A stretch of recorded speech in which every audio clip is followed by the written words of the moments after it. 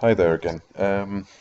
Well, it's been a very busy day. As I said in my last video, I was selling a portion of the grid coin that I've been mining for the last year. Obviously, the mining in a proof of stake coin is quite different and is actually doing a lot of good in the world in that it's actually doing scientific research. And I like Gridcoin because it's a really good example of how you can use computer power to actually do something useful in the world, to use and justify using that energy, and yet can still have a cryptocurrency role by having a proof of stake involved in it. And that's definitely a coin I want to stay in for a long time. And I hope it really goes to new levels. It's certainly an underestimated coin, and I really recommend you check it out. Um, Well, as I said, I would be reinvesting the money that I was getting from Gridcoin into Bitshares, and boy, was it a busy day because it was when I was thinking about going in, it was starting to show indications that it may go up. To cut a long story short, I have been in and out for quite some time. Um, and let's see. The thing I'm still trying to learn is that I was in a really good position. That was about seven. So this is 40, 1759, 1757. Really good position. Um, and my problem is just confidence in being able to read the charts, and especially to read the buy and sell orders and the market depth. That's still something that doesn't seem to speak to me so easily. Um, and so I do tend to get out at a very conservative level. Small profit, 10%, just under, and that was fine. So in a way, I'm still interested in um, more in and out in terms of shorts positions on a coin like Bitshares. But then I decided to experiment and see if I could go in at higher levels. So I went in at a varying level of around 1971, 1961, and what happened there was I got nervous again, and it just felt that the increase was stalling, and rather than take the risk that I may have made a completely wrong move, I sold out with very small profit. I think of the order of 4% maybe, which is okay. Um, and then I thought, why don't I get braver?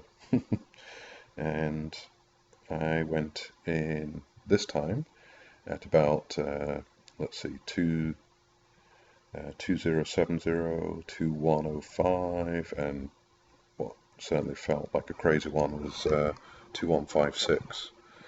And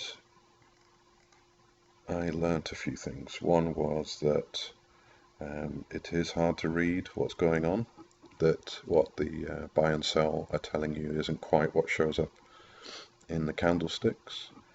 Um, and that last one where I went in at 2156, I was definitely exposed. That was a lot I'd put in for my standards, and the thing was really dropping off. In fact, it went under my price for quite some time.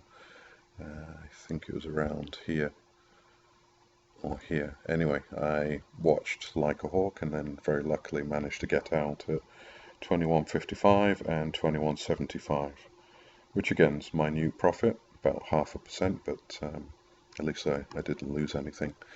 Here's one thing I learned was how people can, maybe it's too strong to say, but it appears that people can influence or manipulate the market, which is when you see down the buy side levels of, around say 1720 Bitcoin, on the other side 5 to 10, then that's a good buy signal. What I notice is that someone put an enormous buy order further down of the order of, I think it was over 100, I think it was 150 Bitcoin, and that just totally skewed the whole buy side.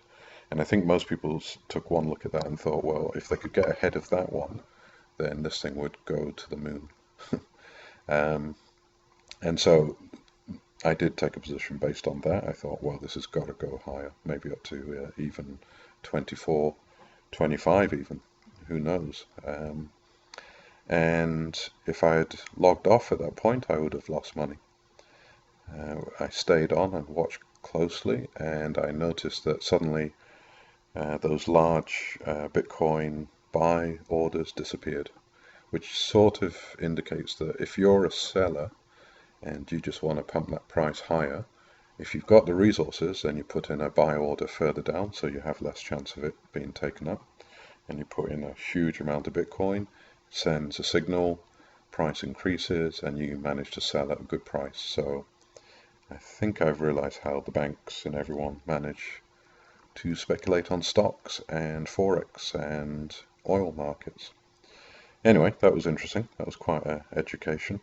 I've stepped back now. I just feel it's all a little bit too busy for my liking, and I am waiting to go back at that original position of around 1757, 1766, all based on the charts, and even I've hedged myself with a 1433 just in case the price totally collapses and there's a chance of really buying much lower down. It does seem to be settling possibly down onto a new support level of about 2010 or so. Anyway, that's Bitshares. So I've been doing some other investigations into another coin called Stellar, and I'm glad I did this because I found a lot of interesting things.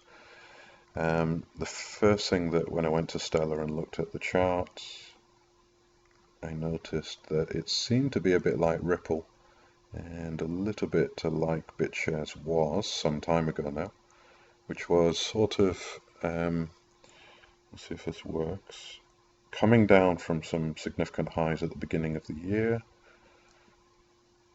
See if my chart doesn't freeze. Yep. And coming down from highs of, let's see, 4 zeros, 2, 3, 8, 2, 4, very good highs there. And interestingly, after a small rally at the middle of June, it finally broke through a resistance level to become 5 zeros and around the 9 level, even down to 8.1. And so zooming in, I think I'm going to crash. Don't crash. I went in after doing some research, which I'll talk about in a minute. I went at, let's see, 5 zeros 909, and thought I would be holding that for a week or so, and lo and behold, in 24 hours, I reached what I'd hoped was going to be the level, which was 5 zeros 99, and that was essentially a 8% profit, which I was very pleased with. And I think I'm going to be paying a lot of attention to Stellar. The reason being that when you investigate Stellar, I always use coinmarketcap.com as a good starting point for any of the coins. When you go to their website, you're really struck by how professional and well thought through Stellar is in terms of trying to present what they're trying to achieve and what they're doing.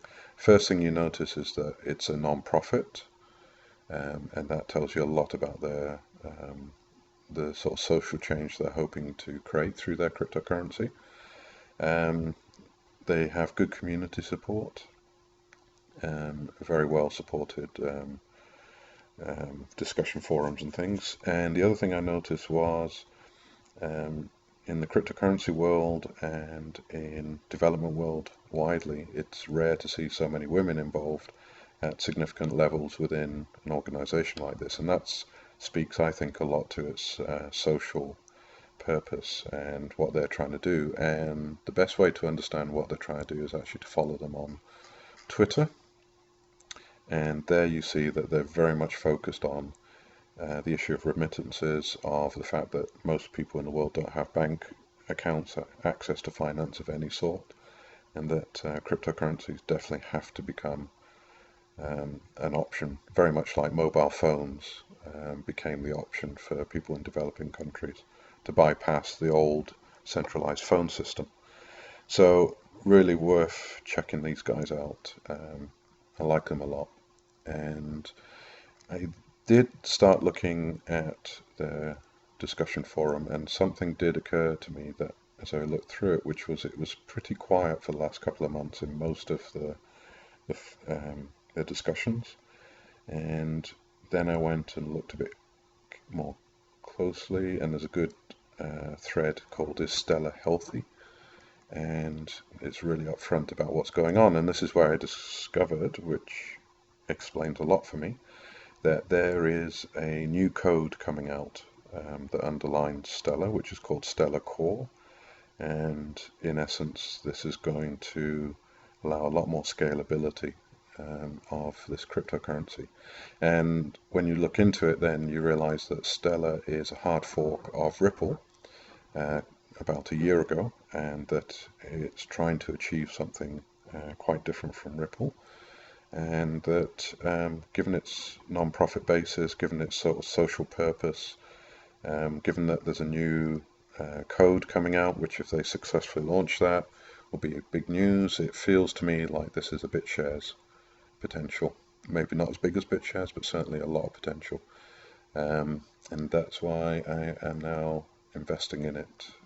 Not too significantly until I get used to its ups and downs, but I do aim to go back in at the lows.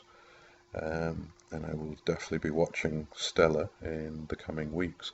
And finally, I found something that was really cool, which is when they talk about the new Stellar Core, they're wrapping it into this branding of Galaxy, and it's well worth reading. And there is this great thing in here called the graphic novel, which I would recommend you look at, because not only is it good for explaining Stellar, this is actually a really good resource to show people who really don't know anything about cryptocurrencies and distributed networks, and the whole issue around blockchain and what it offers humanity in the future. This is an excellent resource, so well worth checking out. So had a lot of fun, and was really pleased to have discovered yet another coin to get involved in, especially one that gives you a profit of 8% in a day. Obviously I was lucky, but I do think that's worth checking out. Anyway, I better end at that point, and plenty to catch up on. I think markets overall are starting to pick up. Monero finally recovered back to a little bit more what it was doing a few weeks ago. Dash in the doldrums. MaidSafe just doesn't want to come alive at the moment. I wish it would drop a bit more, and then I would actually take some longer positions in it. Ripple is also asleep at the moment, but lots of potential coming through. Okay, thanks for all the feedback, really helpful. Also, just discussing all the different types of currencies, especially the 2.0 blockchain currencies now, and it's really good when you let me know what you're interested in. So if you like this, then share it and like it, but also subscribe, and then you'll be able to see every time I do an update. Anyway, thanks for all the support, and we'll see you again soon. Thanks, bye.